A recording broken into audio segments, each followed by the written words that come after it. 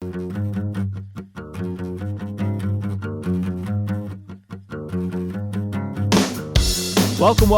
into another edition of New Track Record Podcast from the WELT Studios. Caleb Hatch with you, Justin Kinney, from an undisclosed location. Where in the world is Justin Kinney this week? Well, I just got out of the conclave, in fact. As you know, I am a Cardinal. So I was in Rome. No, I'm just kidding. I'm not conclave. I am home. I'm fighting something off, and my son Morrison, you learn something new every week, and you think you've heard it all in terms of sicknesses, and yes. Morrison has what is called fifth disease, not fourth, not sixth, but fifth disease. Not as dire as it sounds. Anytime you hear disease, it's like, wait, what? But basically it's like a viral infection that is contagious, and kids usually get it, apparently, and it's kind of like a byproduct of measles. You can get a rash with it, but fever and cough. So to play it safe, the last thing we want to do is get old Ted sick. I will be on a remote location today from home, staying away because I don't want to spread what I've learned is called fifth disease. Yeah, and Ted's had a up and down week. So the travels went well, but unfortunately, my wife's sister's kids were sick like at the end, and he's just been fussy and had low-grade fever off and on. So he's not had a good week as it is. Did not have a good night last night, so that's the right move. All that to say, we are here. We have a ton of IndyCar stuff to bring to you, and we're recording Friday afternoon. This is just how it worked in our schedule, so apologies on the delay for this week. But we'll recap Barber in the Children's of Alabama Indy Grand Prix, a quick preview of the Sonsio Grand Prix at the Indianapolis Motor Speedway road course, and all the latest and greatest in news in the world of IndyCar. So Alex Palou makes it 3 out of 4 on the season. Honda makes it 4 for 4 in race wins in a dominant performance at Barber Motorsports Park last Sunday. And first half of this race, I would say, was a dud. The second half, there are at least some entertaining elements to it, and props to Fox for continuing to roll out new features and trying to make it as interesting as they can. All in all, to me, I saw this as the first half was a dud. The second half was exciting. If only IndyCar could have, flipped that to maybe draw in a bigger audience. But here we are. It's May, and Alex Palou feels like it's going to be a runaway championship for him. Just we joked around last episode when we made our picks. Alex Palou is just going to win anyway, haha. And sure enough, it happened. And a race that he described as maybe his most complete race of his career. Just a dominant performance by him. Nobody really touched him throughout the course of the weekend. And he starts off the month of May with a win at Barber. And it's just becoming almost a running joke now in terms of anybody that can put together weekends like Alex Palou. Not even his teammates can do it. It's just, and it made me think, we appreciate the greats. It's always interesting to go back and see, how many, some of the best years that AJ had and the wins he had in a year, and wow, that's amazing. But then when you're actually in one of those years, you're like, this is kind of boring. We need some other drivers to win races. So we are witnessing a great streak by a really good driver that's probably going to end up going off as one of the great drivers of all time in IndyCar. But man, when you're experiencing it, you desperately are looking for anybody that can challenge him up front. And and he leads practice 1 today on Friday before Rahal has an interesting practice 2. But it just feels like this guy's going to keep rolling, and we'll see if it rolls through the remainder of May as he tries to win another Indy GP and potentially his first ever Indianapolis 500. So let's do our 3 takeaways, and I think we can just share that Palou dominance so far as the first one. You found this stat. IndyCar drivers in recent history have won 3 of the first 4 races and where they finished in the championship. In 2020, Scott Dixon won the championship. He won the first 3 races. Is that right? He did. Will Power in 2012, he finished second to Ryan Hunter-Reay. That came down to the finale at Fontana. 2005, Dan Weldon dominated that year. That, of course, included the legendary 1-2-3-4 Andretti Green sweep at St. Pete that year. But Weldon obviously won the championship in 2005 before he moved on to Ganassi for a couple of years.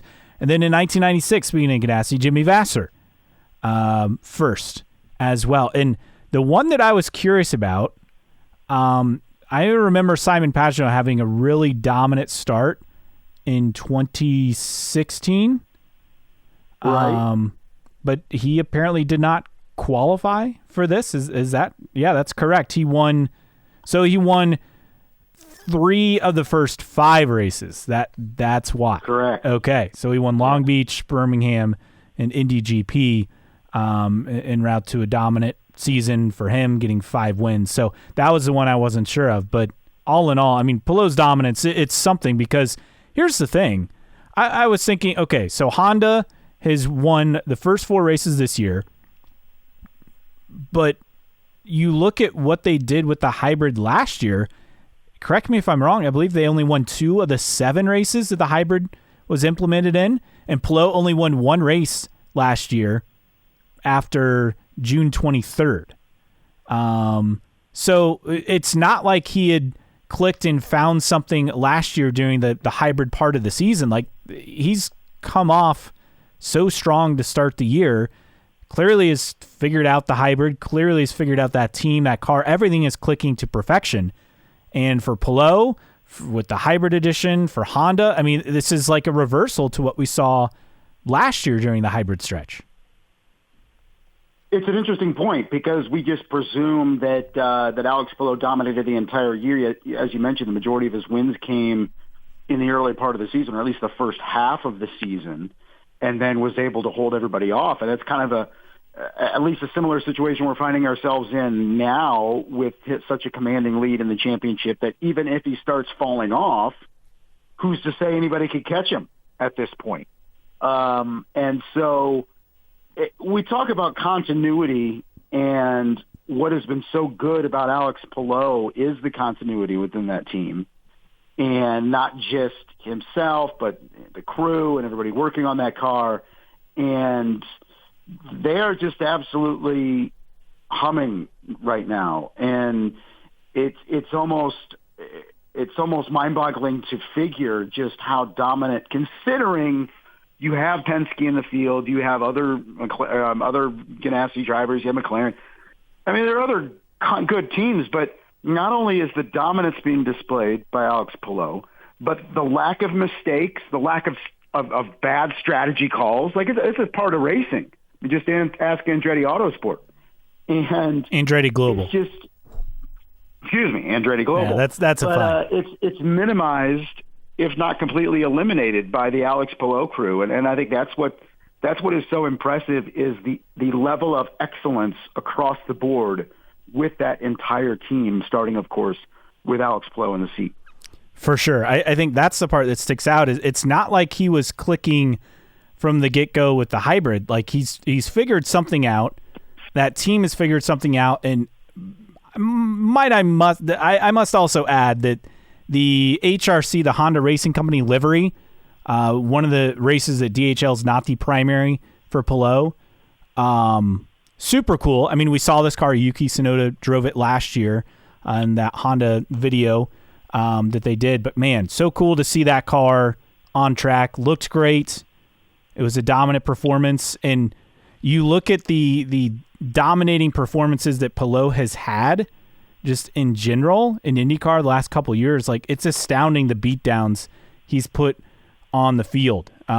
We've seen it at Laguna Seca. We've seen it now at Barber.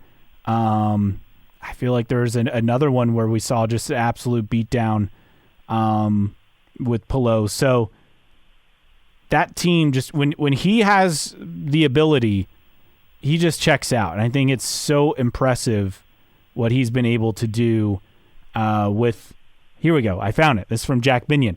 So Laguna Seca in 2022. These are double-digit winning margins by any driver on road courses in IndyCar since the start of 2021. You'll notice the theme. Laguna in 22, winner Alex Palou. Indy in 23, being the road course, winner Alex Palou. Thermal in 25, winner Alex Palou. And Barber in 25, winner Alex Palou. I mean, the most recent thing I can think of this kind of dominance would have been like Rossi at Road America in 2018 or 19, and I think he also did the same at Long Beach, where he checked out from the field. But Palou's done this consistently for several years now. In a series that is largely spec, that the teams will tell you they've really exhausted all avenues in terms of producing extra performance, and yet he's running away from everyone. And it's just absolutely astounding. And I kind of just keep going back. It's greatness is twofold, because it's amazing to witness, but it can also make things boring. And I think we're kind of in that situation right now with Alex Palou. Is the championship over? No, but based on what he's doing, you feel like, and the lack of struggles that we've seen over the last couple of years with Alex Palou, is that you just can't anticipate something like that. So it is definitely twofold. Is you appreciate what he's doing, but you're also kind of not happy that he's doing it, because he takes all drama out of a lot of these races. For sure. And the fact that we've had another race, 3 in a row with no caution flags. We're up to 339 laps in a row without a caution. I mean, it's crazy. That doesn't help.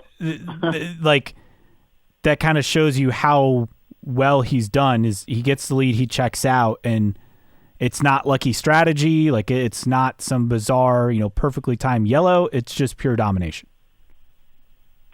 And that's kind of what we're missing, is some randomness, some random yellows or stuff like that. Hopefully we get it with the GP this weekend, but when you don't have much adversity in the field, even in terms of accidents, in terms of yellows, it can really kind of limit the options of how a race is going to go if you have a dominant driver or a dominant car. And that's kind of what we've seen. And you were joking around with me earlier, the struggles we saw him have at Long Beach, finishing second, right? Oh my gosh, it was just a terrible weekend for him, which is kind of like the situation we're in. We kind of got to make it a joke, because it's just astounding what he is doing. You hope it doesn't continue, but at the same time, you can appreciate it if it does, because he is a guy that a relative unknown coming from Super Formula, and when he came over, who's this guy, right? And look at what he's done. It's just been an insane ride with Alex Palou, and it doesn't seem like it's going to end very soon. Yeah, no dominant chassis. The engine manufacturers, yes, Honda's won the first 4 races, but if there's a margin, it's so slim, right? And maybe we see that change this weekend. In a spec series, this level of domination, it just feels unheard of, but that's where we're at. Okay, what's your number 2? Well, looking at what happened, let's talk Christian Lundgaard, because yes. The first couple of races, it's always tough to find a trend in guys that, finish towards the front. Can they make it a consistent run?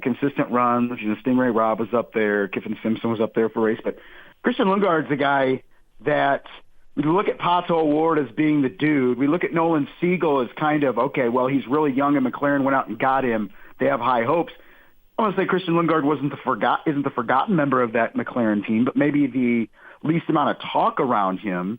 And he's been the most consistent of the McLaren drivers, and finishing runner-up after starting 7th at Barber, just the latest great drive for Christian Lundgaard. And we've waited, and we're not there yet, but we've waited for McLaren to have multiple drivers that we said are going to be in the mix almost every single race to go with Pato O'Ward. And through first 4 races, is Christian Lundgaard going to eventually bring that to McLaren? He seems like he's well on his way. It feels like this is McLaren's best shot to have a driver other than Pato O'Ward win a race for them. I mean, we saw Felix Rosenqvist get poles. We saw Alexander Rossi challenge, especially at IMS and other places. But, I mean, this feels like a win is going to happen this year at some point. And for Lundgaard to come in, new team, new engine manufacturer, switching from Honda to Chevy, and what he's done, I mean, if not for Alex Palou, we're talking about Christian Lundgaard and what he's done this year.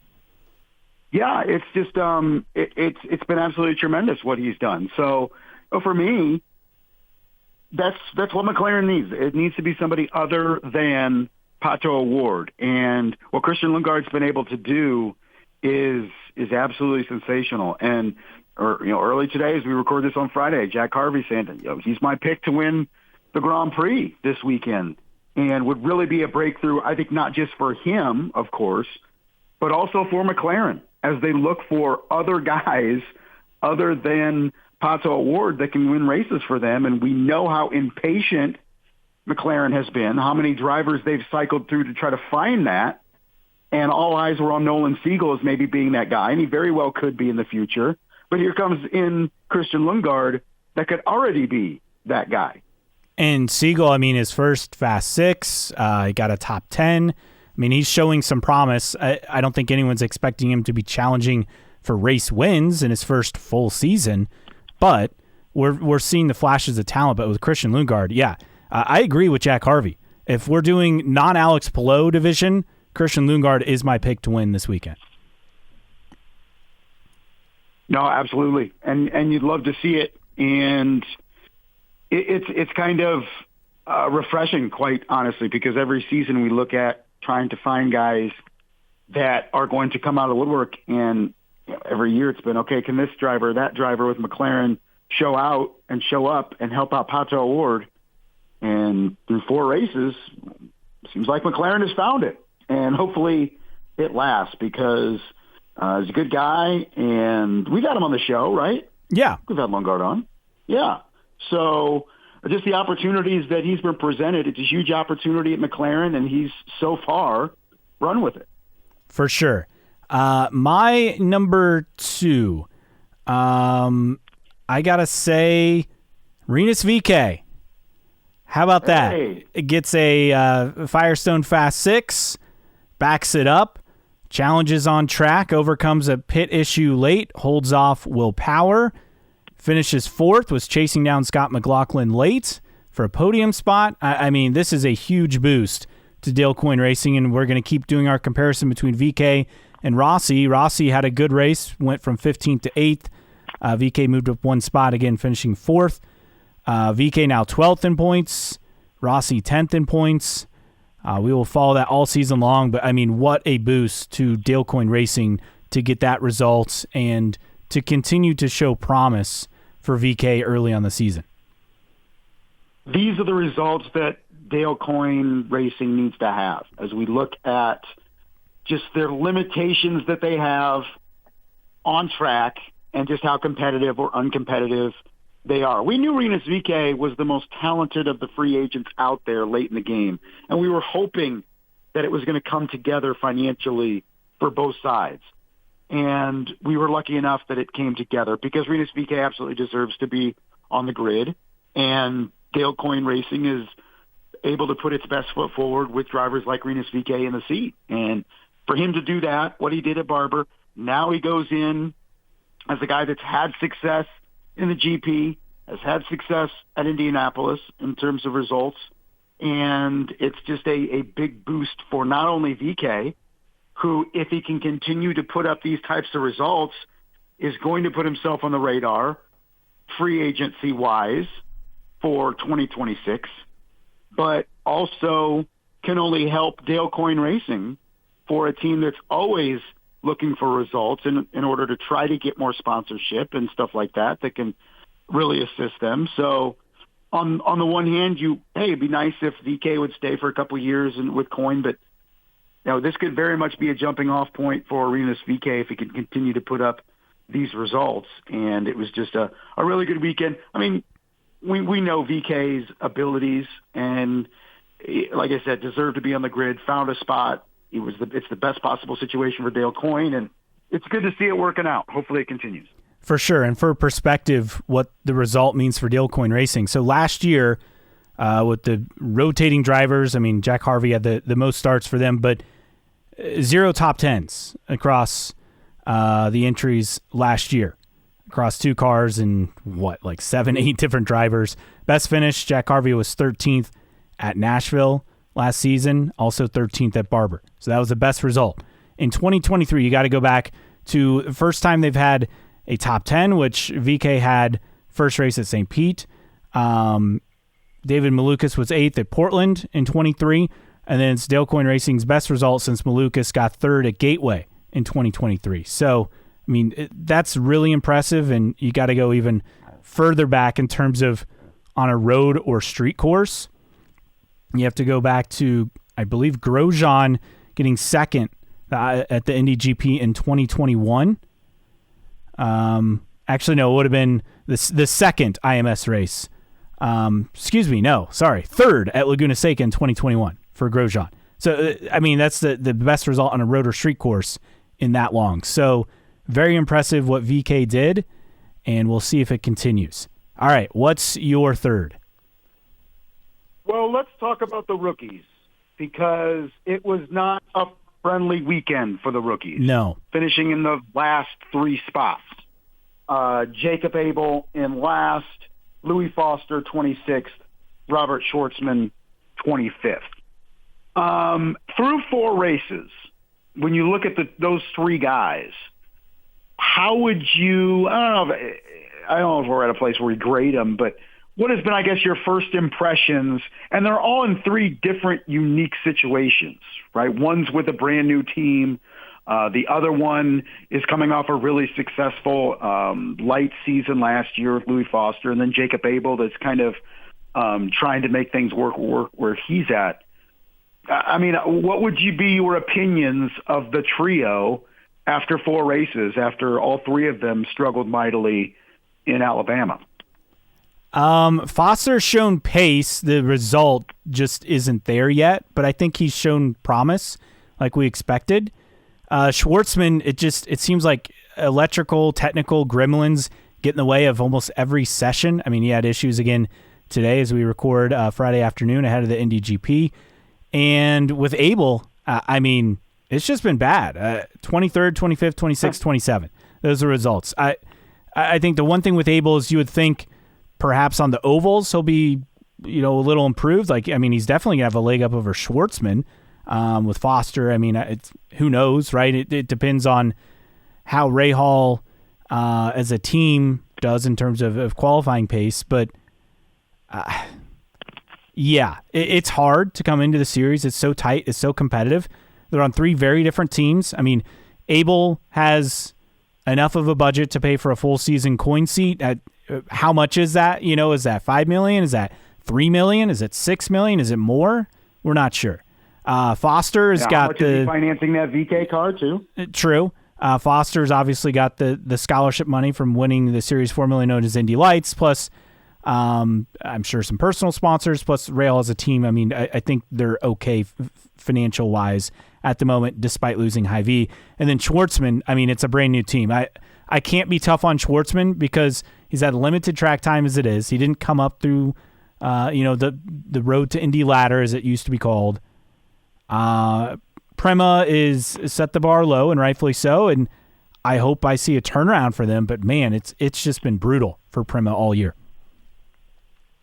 Well, I think Prema came in, and I think privately Prema knew that this year was going to be a struggle. Yes. You can go out publicly and talk about goals and all that stuff, but I think Prema's realistic.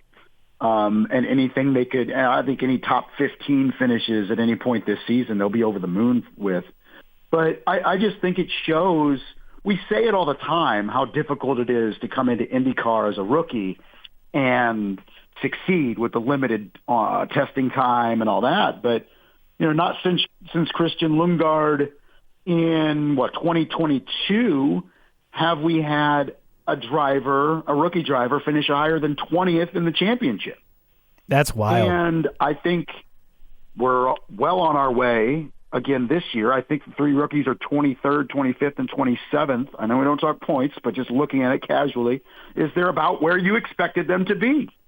And maybe this class lacks a difference-making driver that we felt would come in and make noise early on, but it also is a rookie class that lacks maybe a highly competitive seat that any of them are in either. So when you look at other series, and it's easier to make driver moves in Formula One because you have technically the junior team, so they're not out of the series, but they're bumped down to the junior team. When you look at Liam Lawson and now Jack Doohan, and just how little time the drivers are given in Formula One to perform before they're demoted, it's refreshing that IndyCar isn't like that, because the learning curve is so incredibly steep. Well, and I mean, you don't necessarily have reserve drivers either waiting in the wings. I will push back, though. I feel like Foster has a competitive ride. I mean, it's not been a pace issue in qualifying. It's been finishing results. He's qualified well through the season. I mean, you look at what he's done. I mean, he's had a fast 6, right, at Barber, a top 12 at St. Pete's. He's just not been able to get the result in play. But I think he's got a car capable with pace, at least on road and street courses, to be determined on ovals with Rahal. But I feel like he's got a decent ride. I think they just need to put together a result, and he's yet to do that. But I think of the three, it's not a surprise that he's the one who's had the most pace and the most upside so far. Definitely. But I think Barber was a prime example of just how difficult it is in this series to hit the ground running as a rookie. And all three of them had unique issues. But as we saw in practice 2 today, with Louis Foster being up there. So for sure. Good to see. All right. Is it time for my third? Yes, sir. Okay. Let's talk hybrid. I through 4 races this year, and we had 9 races last year. We're at 13 races of the road and street course variety. So we eliminate the 2 at Iowa, the 2 at Milwaukee, and the 1 at Nashville. So we're looking at 8 of 13 races have been road or street courses, correct? Is my math right? Correct. Yeah, 8 of 13. It'll be 14 on Saturday.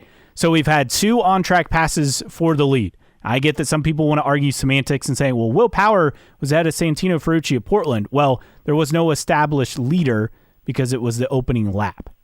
So if we're gonna really get into the weeds with it, it's not a pass for the lead.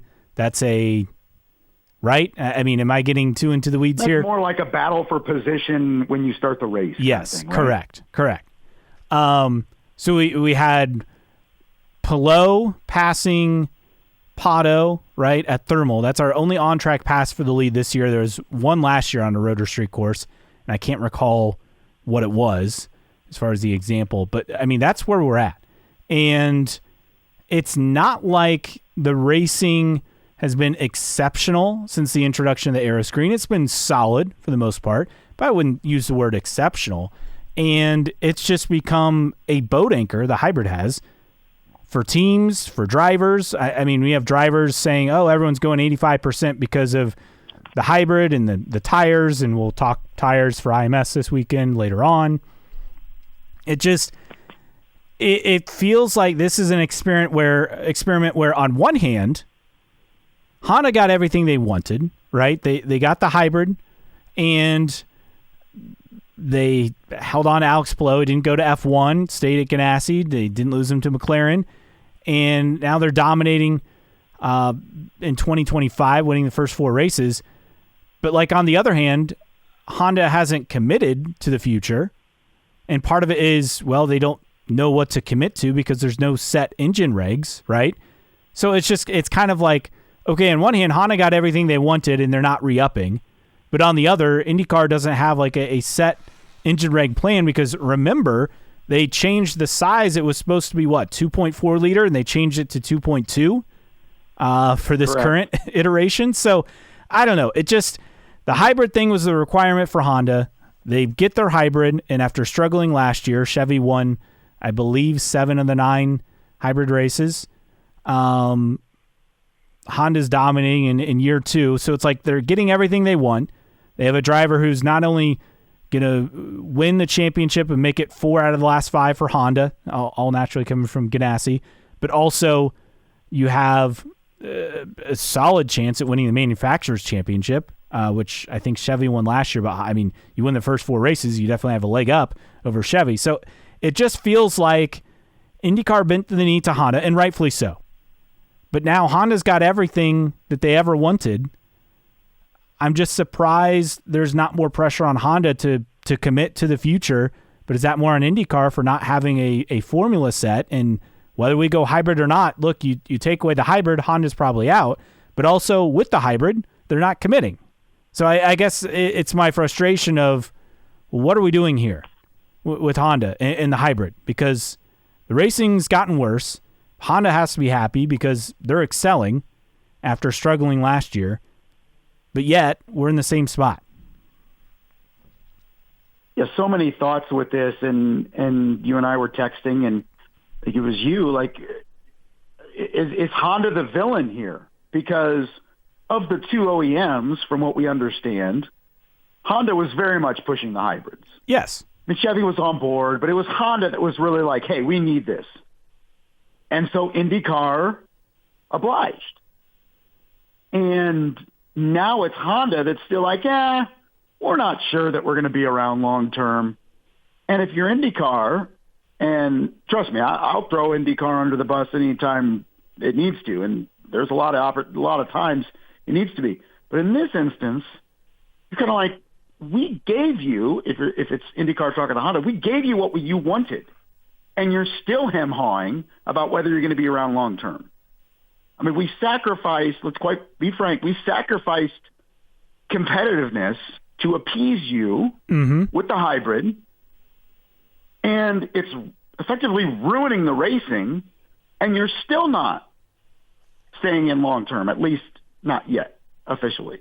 So I think it's a good point. I think you look at everything that IndyCar did to appease Honda with their hybrid wants, and yet we're still here wondering if hybrid's going to be around long term. And, maybe Honda then comes back and says, we're not interested in sticking around because the viewership isn't where we expected it to be, and it's still costly, and the racing in it. But it's like, you're at least partially responsible for this problem. Yes. You were the ones that wanted hybrid.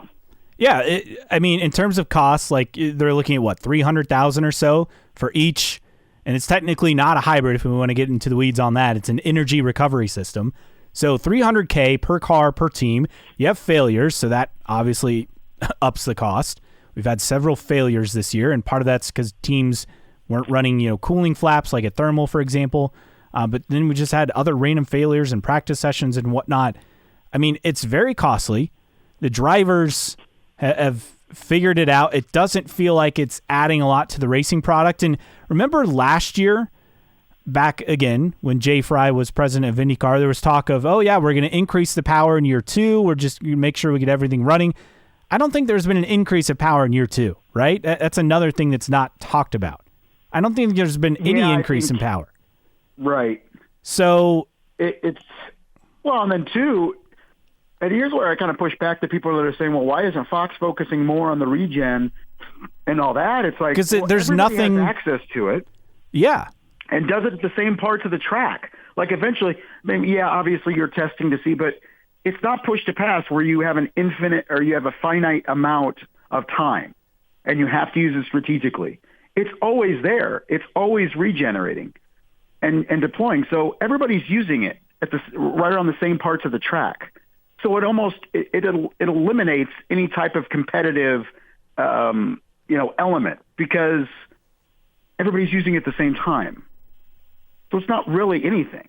It's like when teams were tracking other teams' use of push to pass and they were using it to defend. And it's like, okay, you can do that, but it kind of takes away the point of the tool. when they were tracking on the monitor. Okay, they're on the button, so you need to be on the button. It's kind of similar to that. I don't know. It's just right. And last year we had. Go ahead. Oh, this is just all my thoughts on Honda. And like, look, I'm glad Honda's around. They've been a great partner for IndyCar for 30 plus years now. And I think it would be a shame for them to leave. But I also think it's starting to feel like Honda is holding IndyCar hostage a little bit because they got everything they wanted, but yet still can't get a commitment. And look, I understand going into the season, maybe being hesitant, but look at where you're at. I understand we're only 4 races in, but you feel really good if you're Honda about having the championship driver again for the 4th time in 5 years. And you have, like, I think an 82-point lead in the Manufacturers' Championship. Yeah, we may not talk points championship. Now, we had to kind of modify that because of what Palou's done. But we never said we weren't going to talk Manufacturers' Championship. So they're getting everything they wanted. It feels kind of ridiculous. And like I did say the other week, hey, I expect some big announcement in May. And I don't think we've had that yet. We've had some good announcements so far, and we'll get to those later.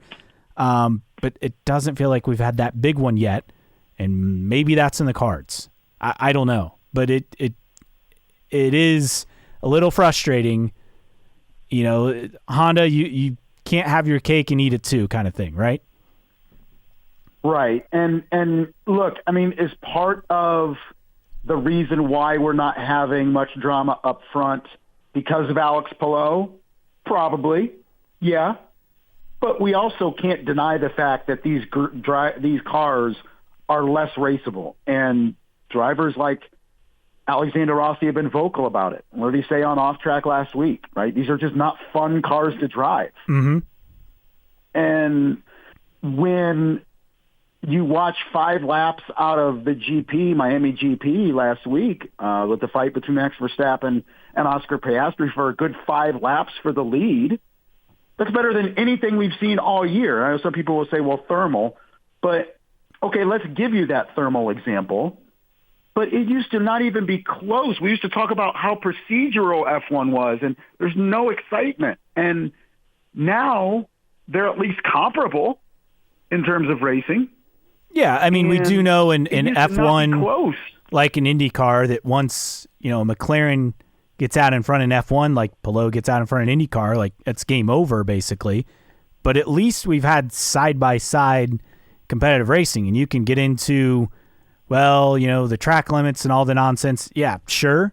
But IndyCar is supposed to be just all-out racing, and we're not getting all-out racing at the front. And yes, some of that's Palou, but I think the bigger factor is the hybrid. I really do, because this is a carryover from last year. It's not like Alex Palou was dominating during the hybrid portion of the schedule last year. He simply was not. He had just built enough of a lead. So to me, it's the hybrid's the biggest factor. And I think the frustrating thing for me is the end game is in 2027, which may be too late. Yeah.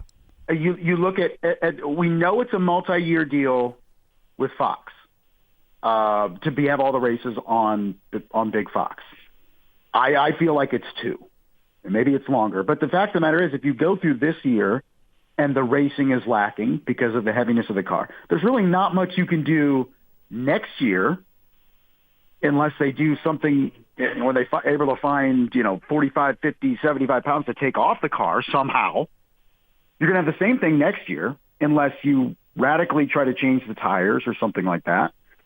And then after 2 years, if the racing is pretty dull, Fox may be like, you know what, that's our experiment. We did it 2 years all network. We're going to keep you, but you're relegated to FS1 outside of 2 or 3 races. I mean, your opportunity's lost.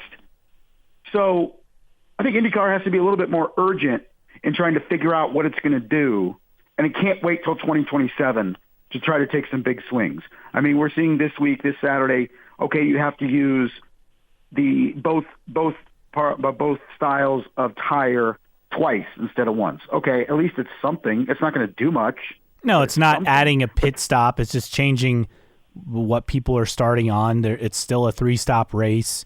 You just have to use alternates twice instead of once, which maybe that's a factor, but I don't think so. You're seeing it. I mean, what is it this year at Monaco? You have to run 3 sets of tires.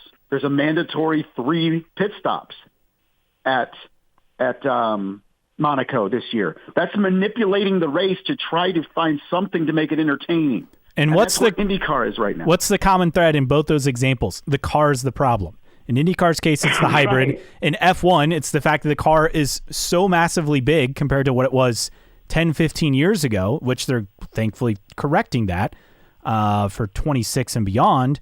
But that's the common thread here. So anyway, enough hybrid talk. Any other takeaways from you on Barber? No, I think it was always fun to go to Barber. I think you could have played a drinking game and probably lost consciousness talking about every reference to Georgina, which look, okay, it's funny, I guess, but like at some point you're like, okay, it's kind of played out, but it's good for comedy, I guess, for a certain amount of time. But Barber's now behind us, and now we have the GP coming up this weekend, and then it's full speed ahead starting Tuesday. This is my annual complaint that they don't start practice on Monday at the Speedway. For sure. A couple other nuggets from Barber. This from Calhoun 98. 3-race stretch in 1986 with no cautions, which we've obviously had this year. Race prior ended in 131 laps of green. First caution the following race went 30 more green laps for a total of 453 green laps. Have to go caution-free at the road course until lap 30 in the 500 to top that. I would be shocked if we go that far, but then again, I was shocked we had 0 cautions at Barber, so you never know. Yeah, and I mean, the GP isn't, if you get through turn 1, through the first couple laps, there's a chance that it goes correct through the entire race, the GP. And then the other of note thing at Barber, SEC Commissioner Greg Sankey was there. He's apparently a friend of Jay Fry's, which, I mean, Jay Fry had offers, I think, in college sports. So there with Ray Hall Letterman Lanigan Racing. So I don't know, maybe more collaboration between the SEC and IndyCar. You never know. But I thought that was pretty cool of note to have Greg Sankey at Barber. Okay. Well, why not, have a race? You don't have a big enough race. Let's say you return to Texas, let's say, and you have the Longhorns play somebody at the same time as the race is going on in the infield. How about that? And they'd be playing at Cowboy Stadium, AT&T Cowboy Stadium? Yes. Well, you do a Texas Motor Speedway, right? Yeah. You just go to Texas. Longhorns are playing somebody in the infield. It's big enough, but, they put a football field at Bristol. They can do it at Texas. For sure. So that's my theory. Okay, let's move on from the Indy GP, or from Barber, and focus on the Indy GP. So we've already had a couple practice sessions. Qualifying's coming up here shortly as we record it. We'll tell you the schedule for Saturday. Warm up on FS1, 11:30 a.m. Eastern. Pre-race coverage on SiriusXM, and I believe IndyCar Radio as well, starts at 4 Eastern. Fox coverage starts at 4:30. In terms of the race itself, I believe that is supposed to start, it's 85 laps, just over 207 miles. The green flag is at 4:52 Eastern on Saturday. So on one hand, you're getting a late window in the afternoon, so that's helpful.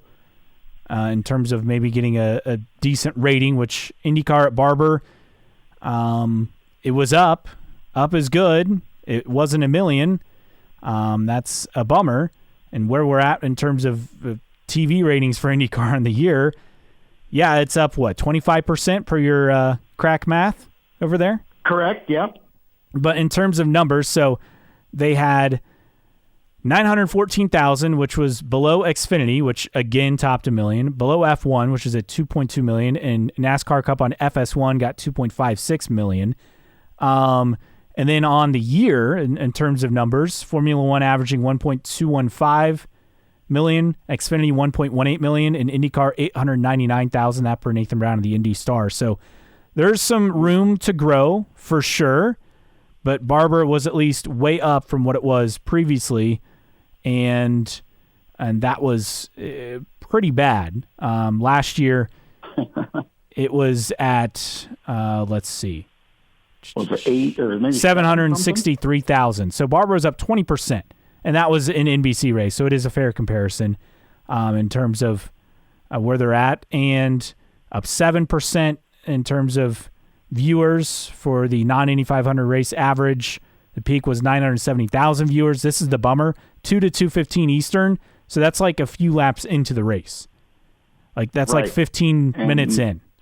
So that's the bummer. But look, we can't fixate on this so much. We hope it will correct itself. But that's just where we're at right now.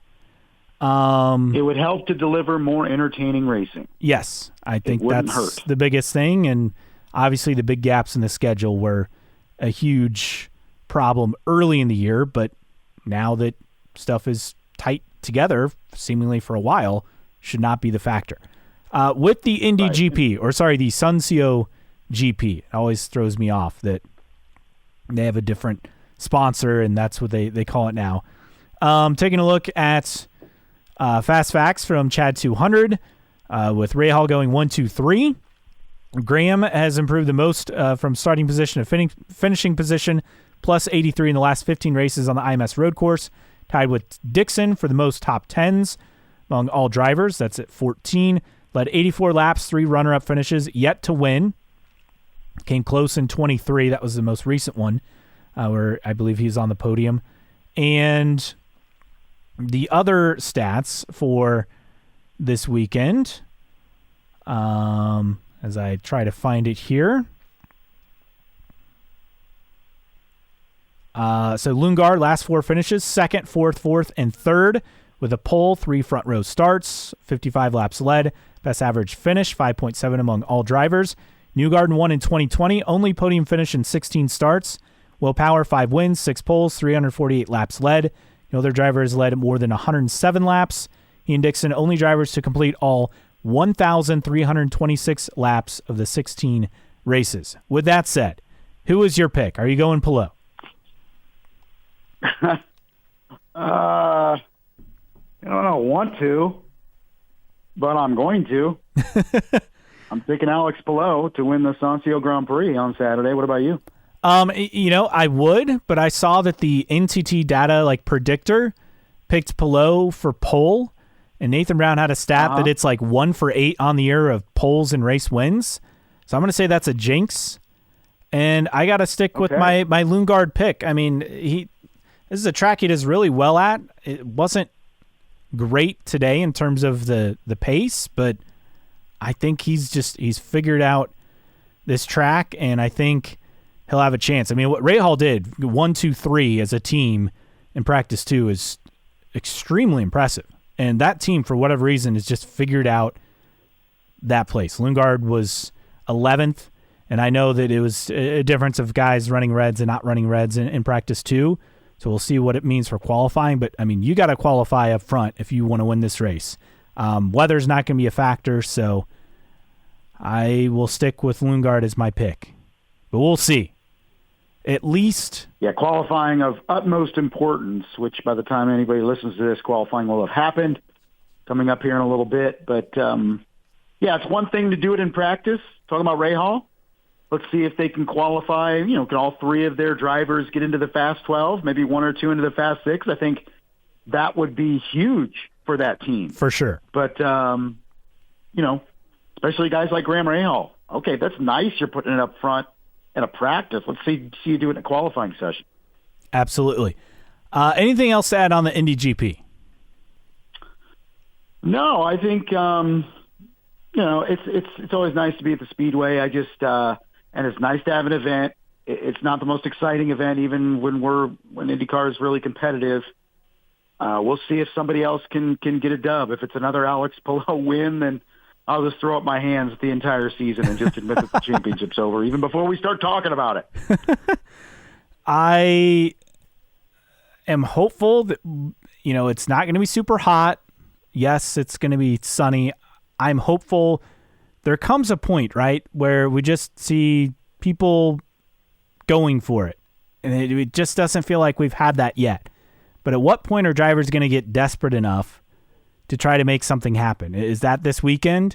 I mean, yeah, of course they'll do it in the Indy 500 racing for the win, but that's different. When are we going to get that in a quote-unquote regular race on the schedule? Does that happen this weekend? I guess that's what I'm watching for.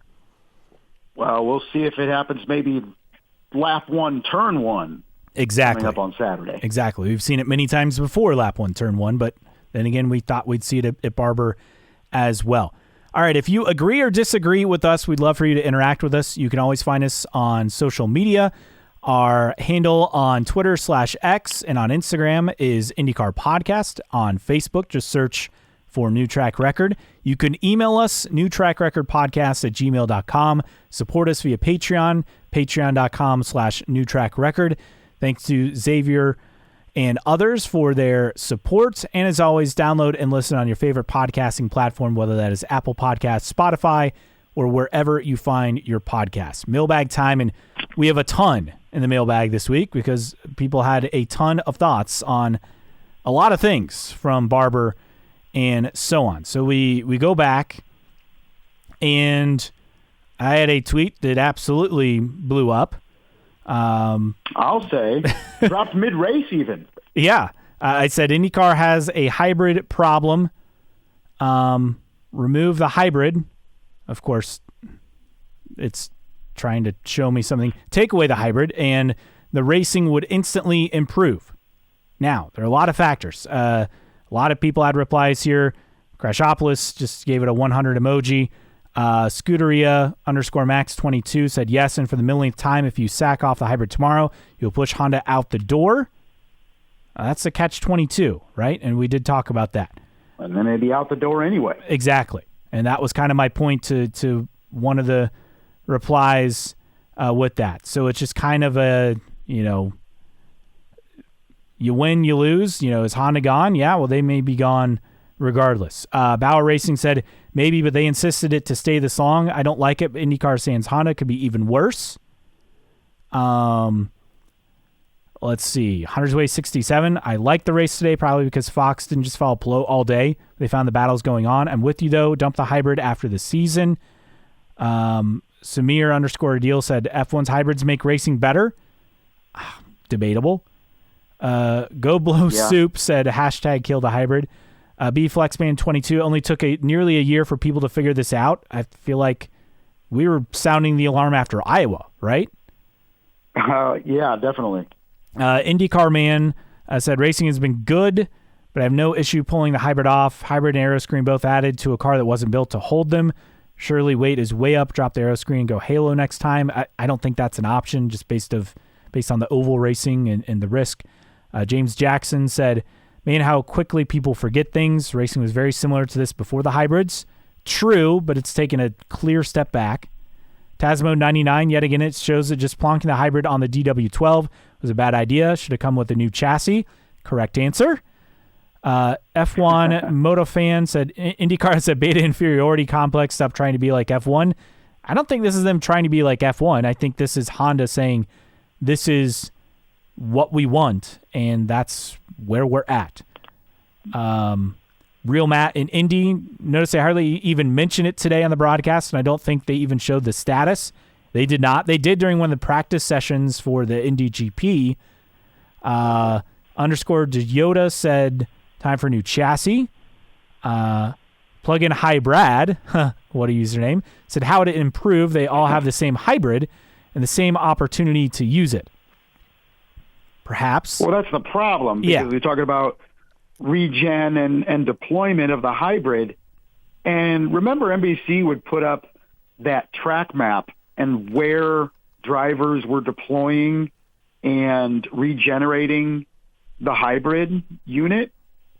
And it was the same place all the time. So everybody's using it. It's kind of like, I kind of compare it to like if DRS in Formula One automatically deployed at certain points of the track, regardless of how close you were to the driver in front of you, and not just a second or less, it would cancel each other out. Everybody would cancel because the boost would be for everybody at the same place at the same time.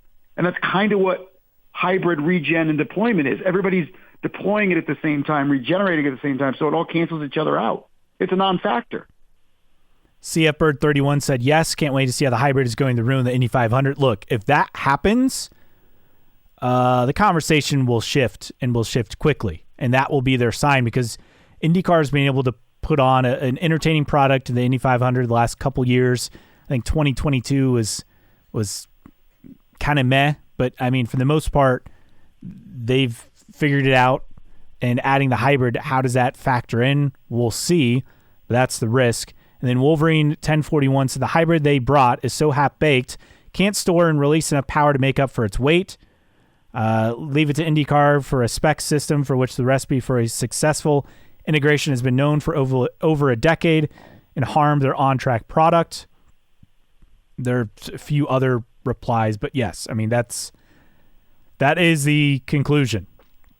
And in terms of, other thoughts on the hybrid, differing things from drivers. M. Stogler said that they interviewed Will Power after practice Friday. He said he didn't think the hybrid was causing any problems at all. The issue is Palou is just that good. And then said, I agree, great mid-pack racing at Barber. Yeah, the mid-pack was exceptional, right? We're just not getting good racing at front. And then Matt Golden, IndyCar man, said, to be fair, I asked Hinch face-to-face what % of the drivers want it to be removed. He said, is there a number higher than 100? Doesn't help in any way, and it's changed balance, made car heavy. But it's fair. If Ganassi had an advantage, Dixon would be running second. He's not. That is an excellent point. Yeah. All great feedback from our followers and listeners, so we appreciate it. And there are several others in 500 Indy 1911. I had a long post. It's worth reading on a reply, but he had this at the very end talking about IndyCar. Make the equivalent of F1 TV with IMS Productions and own it all, then sell the production to someone that wants 5 million viewers in May, maybe 1 million any random Sunday between 3-week breaks. I obviously love IndyCar. If anybody thinks we're going back to the heyday of IndyCar, they are delusional. It will never happen. Also kind of sums up where we're at. Sobering truth there at the end. Correct. So many other thoughts related to the hybrid, and, some people appreciate it. Some people do not. I posted a poll, what's the biggest factor? And nearly 50% said hybrids, 25% said old car, 23% flow dominance, and 2% and change said other. A few thoughts. Jamin T14 said the current car needs more options for teams. They know the car, which we touched on that. Bauer Racing hybrids. We had much more competitive racing a year ago. Definitely need a new car. Also thanked us for being the best and most interactive IndyCar podcast. Well, thank you. We try our best. Trandocean Trojan said multiple things. The hybrids might suck, yet Palou is able to pass everyone for the win at Thermal. That's true. He's dominant. Best team. Right strategy every week. Product has suffered due to that and all the green flag racing, in my opinion. Needs some yellows to shuffle the pack. Sig Domer, I think that with the added weight, just plays to Palou's strengths. Possibly he's adapted what others have not, i.e. Verstappen versus teammates.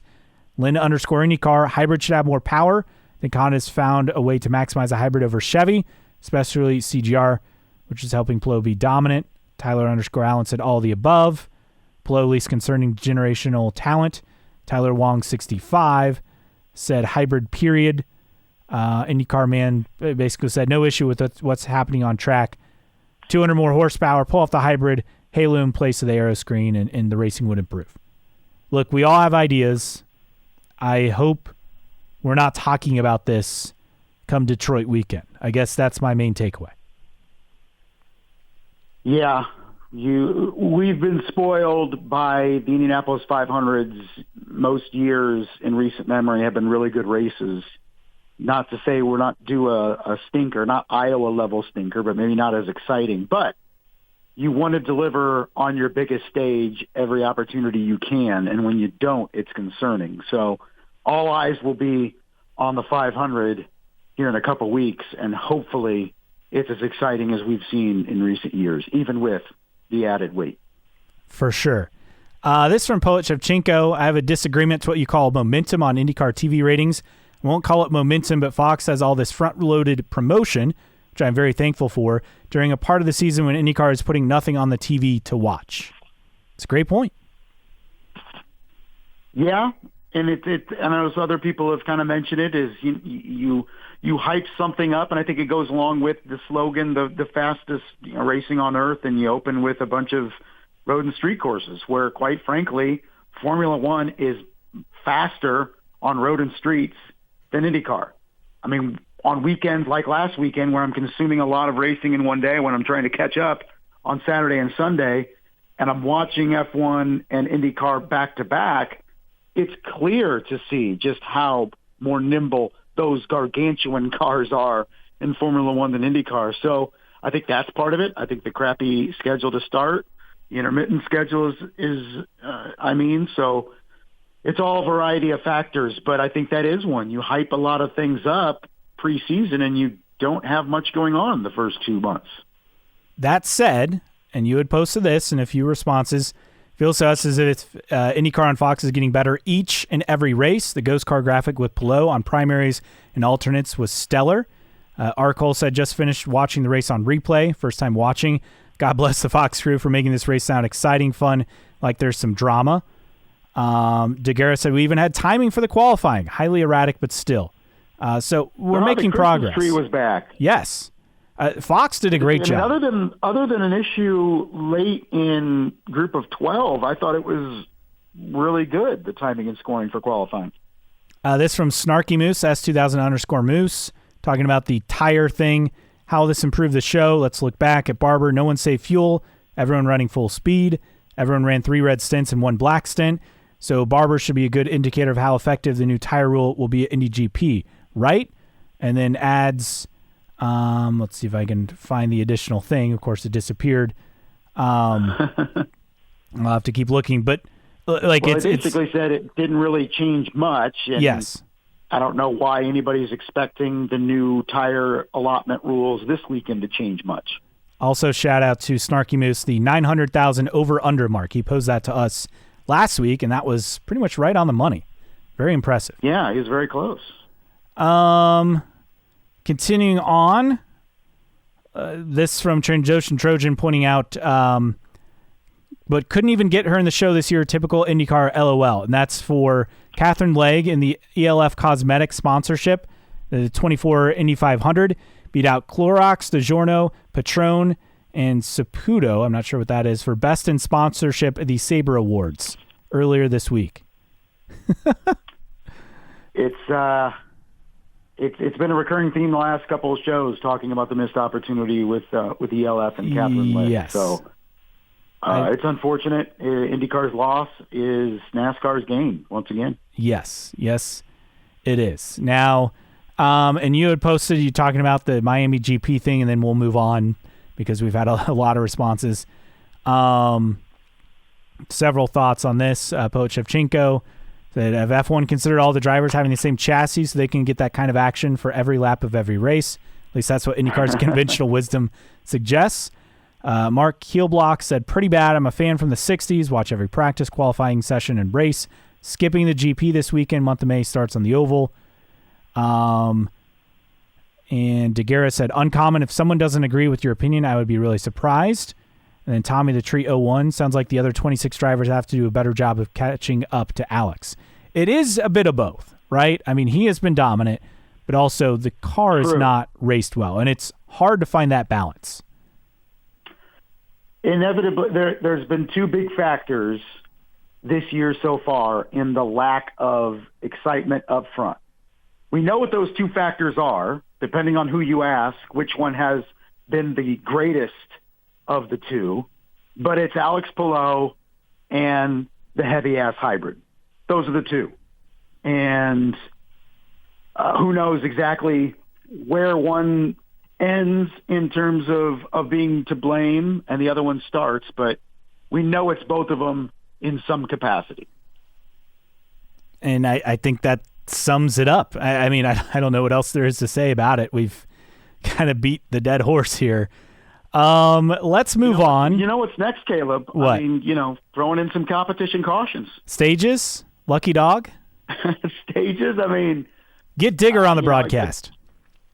Get Digger. Yeah, just go full-fledged NASCAR on Fox from the 1990s, but or the early 2000s. But, I'm it's being facetious, but it's kind of what NASCAR looked to try to make things more entertaining during the race was, stages and stuff, and racing purists kind of scoffed, yet here we are trying to figure out ways how to make the racing more exciting in IndyCar. For sure. All right, that does it for the mailbag. We had so many other submissions, way too many submissions for this week. Let's hope it calms down for next week. Let's get to news and notes, and let's start going back to kind of earlier announcements. First off, we got confirmation of St. Pete race date, March 1st, 2026. So a week off between St. Pete and the inaugural Grand Prix of Arlington. Makes a lot of sense. You just kind of wonder how's the rest of the schedule factor in after that. But we'll see how they develop. Does that bode well for thermal? Does it not? I don't know. I don't think it really changes anything. Probably not much. I mean, I think ideally you start the season with 3 races in the first 4 weeks. If you could slot Mexico in the week after Arlington. Mm-hmm. But we'll see. I think it'd be easier to have a 3-week break after Mexico if you have to, if you started off with 3 races in 4 weeks. Yes. And then another factor, Tony D. Indy put a rumor out there that apparently Barber will not be in May next year. So does that mean a date change to early April? Does it mean late April? There's something else to keep in mind in terms of the schedule. But we know that Long Beach is set for April 17th through 19th. We obviously have St. Pete and Arlington, everything beyond that, in terms of prior to the Indy GP, up in the air at the moment. This is good news. Parkside Collectibles and Parkside Cards. The 25 collection is here. Pre-orders are live. And every hobby box, 2 guaranteed signatures of randomly inserted hot packs. A 24 hobby to a case, 20 packs per box, 8 cards per pack. And I think the even bigger news on this, we had some positive stuff to get to this week. Don't fret. It's the fact that Parkside Cards will be available at Target stores nationwide starting May 15th, as well as on the series e-commerce site as well. So May 15th, that is next Thursday, so the day before Fast Friday.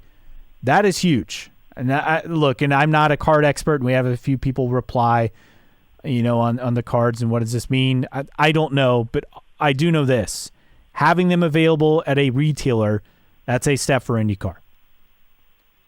Yeah, what I expect to see next Thursday are videos of, like old school people lined up for Black Friday, right? When they open the doors, people are just rushing in to get these cards. But no, anytime you can put it out in a major retailer, and how many of us are bored walking around Target while our significant others are going down aisle by aisle, you just stumble upon it and, buy a couple packs, and sometimes that's all it takes. So cool to see, and can't wait to get our hands on some 2025 cards. Let's continue in terms of merchandising. This from Adam Stern. IMS has opened up a newly constructed Indy 500 merchandise tent near the fan at Midway. Featured licensees including Under Armour, Lululemon, and Travis Matthew. So some big names there. Sponsor news for teams and drivers. Big stuff for Jacob Abel in May. First off, Mecum Auctions will be the primary sponsor for him for the Sonsio Grand Prix. Then for the Indy 500, Mecum Auctions will be an associate sponsor, and they will remain on the car for the rest of the season as an associate. But the primary, Miller High Life, a Danny Sullivan tribute, 40 years from the Spin and Win Indy 500 win for Sullivan. This is pretty big, and this is a cool livery, a cool throwback. It's not quite the same livery, right? It's not the champagne gold. It's buddy of mine joked the champagne of liveries, but all in all, this is pretty cool. We just got to see Jacob Abel make the race. Well, that was my comment. Is it's going to be a cool livery. Let's just hope it actually starts on Memorial Day Sunday in the field. For sure.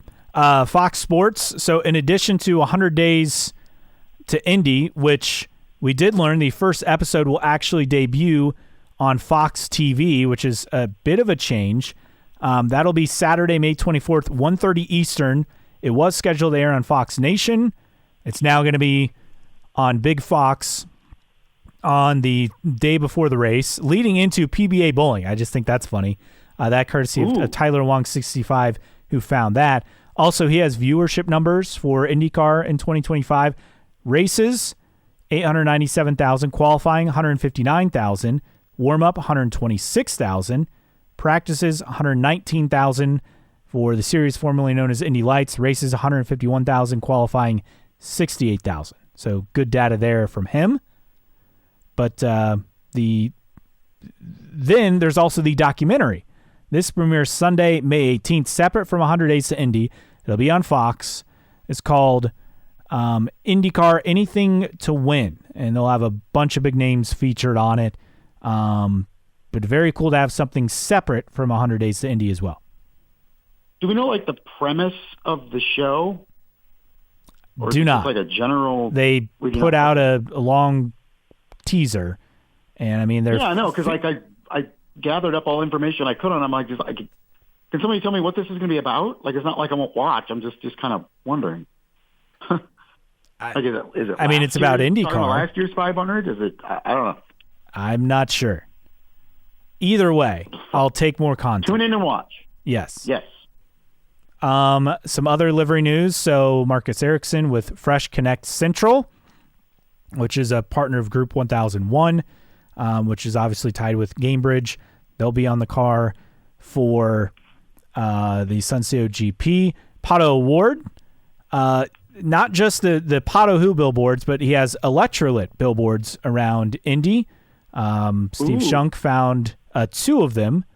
So we got actual driver activation and promotion.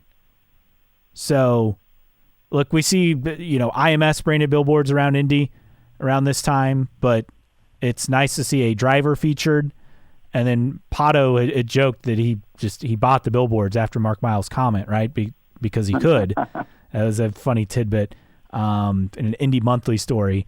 Elsewhere, we have Aaron McLaren, speaking of Pato Award, announce a multi-year extension with R.J. Reynolds. Some fun liveries for Siegel and Lundgaard this weekend with partner Velo. Some extra colors on there. Juan Manuel Correa. You may recognize the name. He had that horrifying crash in, was it F2? F3 in 2019? Yeah. I guess it would have been probably like F3. But he will be with HMD Motorsports for 7 race weekends, 2 oval tests as well, starting with the IMS road course. So nice to see him. Anybody can beat Dennis Hogger. And yeah. He's like the Alex Palou of lights right now. And I forgot to mention this. Pato Award will run FP1 for McLaren at Mexico City for the 2nd straight year. So a good opportunity for him. A few other things to get to. In fact, talked about lights. Jack William Miller got fined, and it's pretty serious. He violated failing to follow the direction of IndyCar. And then it goes into using improper, profane, or disparaging language or gestures in reference to any official members or anyone else, or improper, profane, or disparaging language or gestures in reference to, concerning, connected anyway with IndyCar, Indy Next by Firestone, blah, blah, blah, blah, blah. Considered a non-race procedure penalty, fine $5,000, placed on probation, rest of the 2025 season. It's pretty serious. Not good. No. Not good. Not good at all. Elsewhere in news and notes, a few items left. Let's see. Mario Andretti hopes IndyCar returns to the Phoenix area. Don't we all? People would have to go, Mario. That's also true, and that's maybe the bigger problem with this. We tried that recently. Nobody showed up. And then let's get into the Racer Mailbag. 2 interesting tidbits. The first one, Toronto set for 25 and 26. In fact, tickets supposed to go on sale, like May 19th for this year. Beyond that, to be determined. And then third OEM rumors. We always love this. Marshall saying after Porsche from about a month ago, latest rumor I heard involved Toyota. Can't say if it's real. Main issue, IndyCar doesn't have a new engine formula in place, which we talked about that. And he kind of goes in to make the same point we had. How would you commit if you don't know the formula? And, once again, the IMSA engines do not fit in an Indy car other than the 2.4-liter twin-turbo V6 that Honda/Acura use. That was supposed to be the same engine for IndyCar until the rules were changed. Yeah, more rumors, nothing substantial. Same old, same old. Yep, same two that we've heard within the last 5-6 years as well. Go figure. Right. And with that, anything else that we missed? Obviously, qualifying underway right now. Yeah, I don't think so. I think looking forward to getting a GP done the next couple of days, and then supposedly should be a nice warm week for practice week next week at the Speedway. All right, tweets of the week time. First, Kyle Kirkwood, K. Kirkwood Racing. Just finding out I'm from Cali. The pylon put that he was from Valencia, California with his picture. Obviously not correct. Oh, whoops.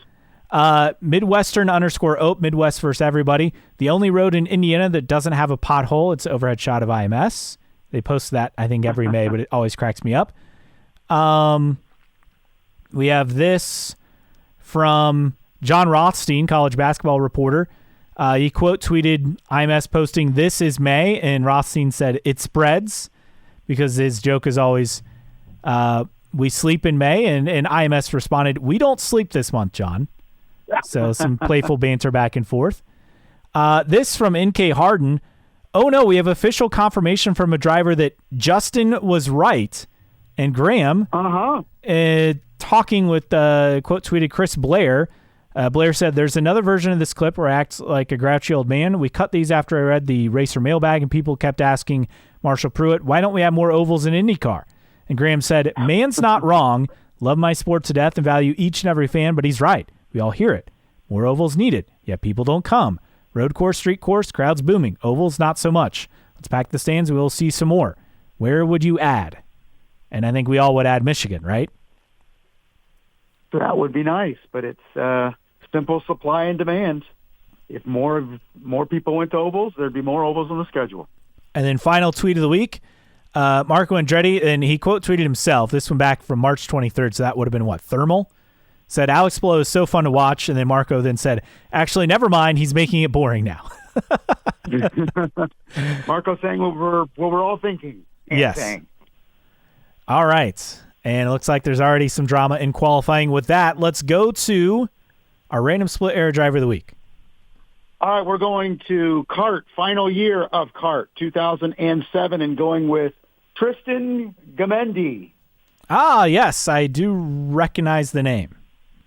Well, I recognized the name after I read the final portion of his Wikipedia biography. So he was full-time in Champ Car in 2007 with PKV Racing. He did most every race, 11 of the 14 races.